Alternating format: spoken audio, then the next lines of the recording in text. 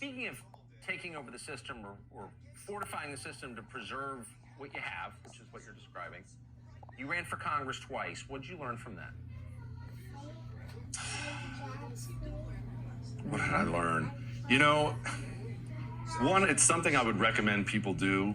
Not that it's Run for Congress? Yeah. Oh, absolutely. And don't listen to anybody who tells you can't. When I ran the first time, I'd never even been involved in politics in any way at any point in time in my life. And I went down to a local Republican precinct and I said, I'm running for Congress. And they said, who are you? I'd never even been to a Republican meeting. Again, I gotta act. I'm fascinated by this. What'd your wife say when you did that? I can't. Now, this time she was a little apprehensive because I was never political. I mean, I'd always loved history. Even when I was a kid, I would just consume it by the hour, just consume books on it. But I'd never really been political. But Obama was running and I knew what he stood for and I was ticked off and I said, I'm going to do it. Now, she was a little confused till she saw me. I guess I gave some speech that she said was good. She said, holy crap, who did I marry? Who is this guy?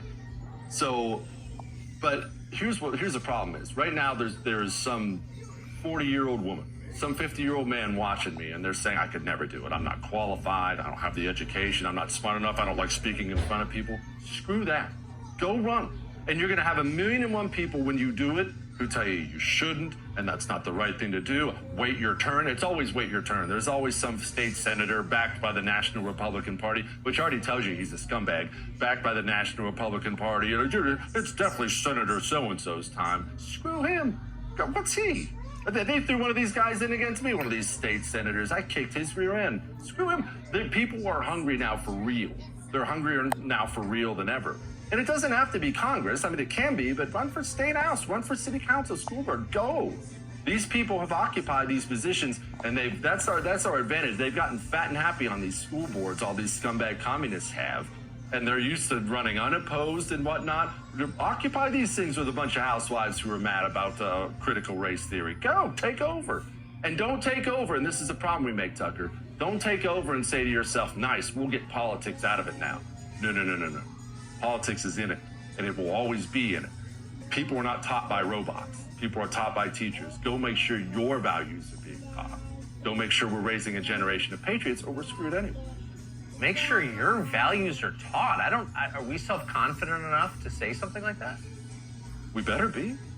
This is the problem on the right. This is why your voice has gotten so huge, because you say these things all the time. On the right, we were used to being passive.